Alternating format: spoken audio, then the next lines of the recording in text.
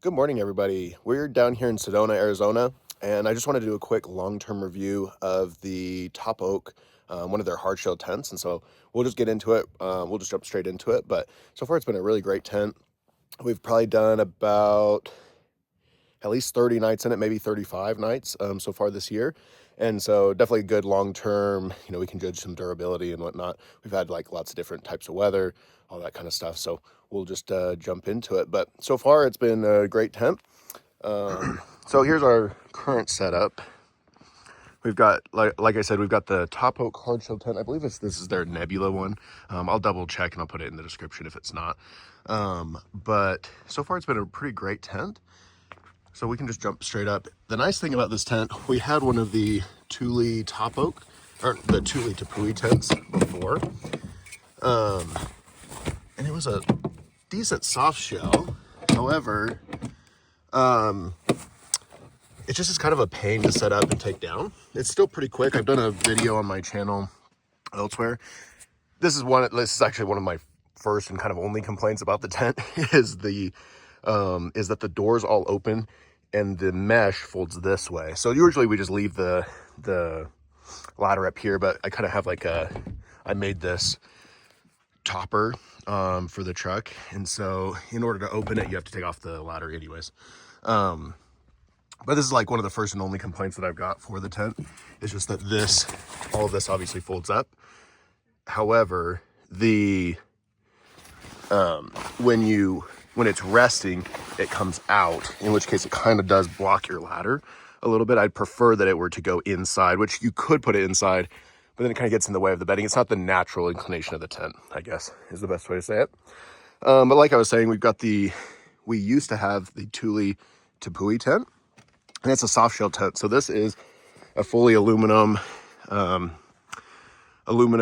hard shell tent, which is a lot better. The setup and takedown is so much easier. You can put roof bars up top, so we can put kayaks on there, and then it just latches using these two latches on the side. There's lots of videos about how it opens and closes, setup time, all that kind of stuff, so I'm not going to get into that. But this is what we've got on the inside, and I purposely wanted to do it first thing in the morning, so sorry for the glare on the camera, but I wanted to show like the condensation that is or isn't inside the tent. So we've done several nights where it has been like, for example, last night, I guess, it was about 35 degrees.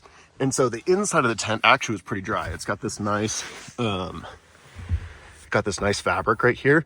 And this is wet to the touch, but it's not dripping onto you, which is really great.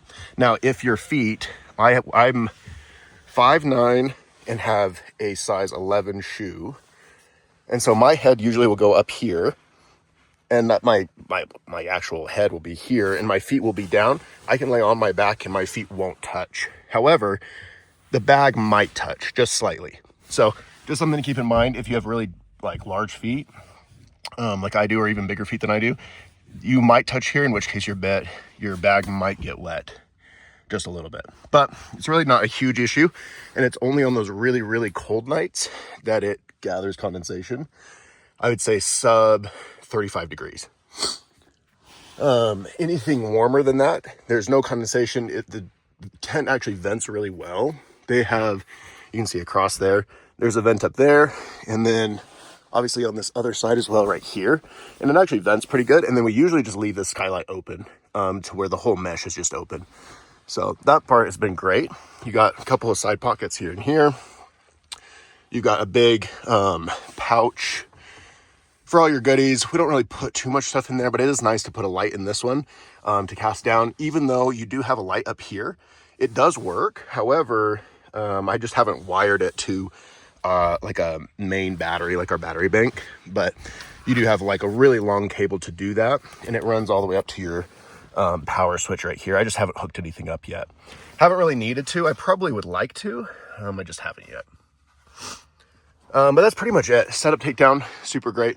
The blackout, I will say, is really nice compared to the Thule tent, the soft shell tent. The blackout fabric it's like truly blackout, which it's really up to personal preference. you can, like, I could close this all the way up and you would not have any light in here at all. You could just keep on sleeping, which is great. But if you try to wake up early, it can be a little bit of a trick to wake up early. You can only see really light through, you know, your zipper here. So pretty great. But usually we leave it cracked open or we leave the skylight open. So it's really easy to tell when the sun is up. The mattress is great. We haven't added a topper to it at all. It's got the nice, obviously it's got the nice fabric. It's about, I would say 2.5, I think it's 2 3/4 inches. But it's really nice. And it does come with your anti-condensation mat here as well. I'm trying to think of anything else as far as the inside. The inside, honestly, I just really liked it. It's very usable, functional, and really no complaints at all. So moving on to kind of the outside of it, my main concern, so like I said, we've done down to 28 degrees at night and have been totally fine. It does get really frosty, but that's kind of to be expected. Pretty much any tent would have that. And so that part is kind of, I'd say it's kind of a moot point because any tent will have a lot of frost on it. And there was some frost inside the tent on that fiber backing there. And so it didn't drip on us, but if you rubbed it, it would kind of flake off, kind of be like snowy on you. The only thing that I can say about weather, we have done a couple, overall we've had great weather when we've used this tent, but we have had a night where if you look at the rain fly, when it is, if it were to really heavily rain, so, you know, not a light drizzle, it's totally fine, not an issue at all, but really, really heavy rain, you see how it's got that bend there? It's just not very good about diverting water. And when it does divert water, it will divert water down here to the edge and then down on the side here. Normally, in most tents, it's not a big deal. And really in this tent, it's not a big deal either, but it kind of everything's coming to a point. So you've got zippers down here. You've got, and we've even, in bigger storms, you're supposed to do this, where you wrap this around and like so. But even still, you can see your water's going to come and hit here, come down your pole, or even come on the opposite side and come in. It'll run down the side there. Long story short, on a really, really heavy storm, the inside here did get wet, and it seemed like it soaked through from the mattress. So we've only done one really big storm, you know, big lightning thunder, like the whole deal. So pretty heavy thunderstorm. And it did leak in the sense that like the bottom, like the mattress got wet and the bottom area here was wet. So I think the side, kind of just like this whole area down here was wet on both sides. But it wasn't a huge issue. We were still warm. I didn't feel it through my bag, but our bags were all wet at the bottom. So just something to keep in mind, that I would say if it's like really bad weather, it probably will leak on you. And maybe I'm doing something wrong, but we did have the kind of the fly going like this. And then there's a bar that you can put on the top to keep this front piece from kind of bowing in like that. You see that's like a grab handle to kind of help close it. We did put the bar up there as well to kind of help divert water. That part I don't think was an issue. Everything on this end of the tent was totally fine. It was just on the feet end. And maybe this is a common thing with these kind of clamshell style tents, but it looked like the water could have just pooled right here and got your feet wet. And even, I mean, as this is just from the dew, but definitely water kind of collects right here. So maybe it's user error. Maybe we were parked more on a hill. I'm not sure, but it did get the tent a little wet at your feet. All in all, it's been a great tent. I definitely wouldn't trade it for a soft shell tent by any means. And we're talking half the price of some of the other ones. Like we were looking at the FSR and some of the other tents on the market, the Roof Nest and some of the other ones. So way cheaper. You do get these nice foot bags. These are great. And then this is a great ladder as well. And you can access it from both sides. We obviously have our awning over here. And we have our awning, so that blocks your entrance in from this side. And the just to note, these are, as kind of a side note here, these brackets here for the awning are from TopOak. However, when you use these brackets, you have the awning here, it does block your normal kind of, I would call it stock placement. So if you go up underneath here, this is the stock cleat for your rainfly pole. And so it will block that pole. We're just using one of the top holes there. You can kind of see there's like a small hole and it just kind of connects in there. So it's not a huge deal, but it does add a little bit more slack in your rainfly itself.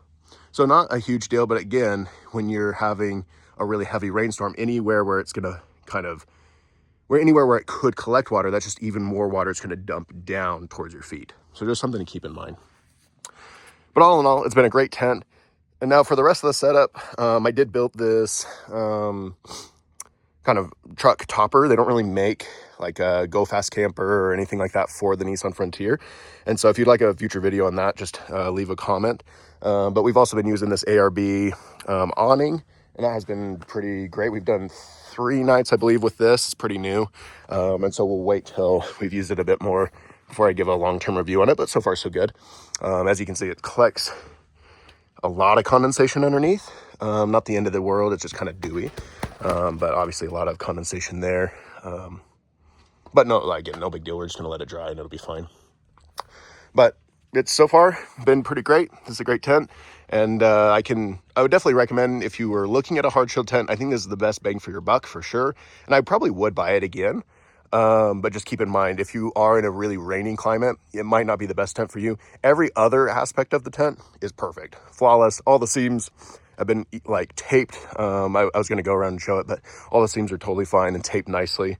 And they haven't come unstuck. So the quality is, I would say, on par with a Thule or some of these other tents. Even after I think, like I said, 35 nights. And we're pretty hard on our gear too. So really, it's been a great setup. Thanks for watching.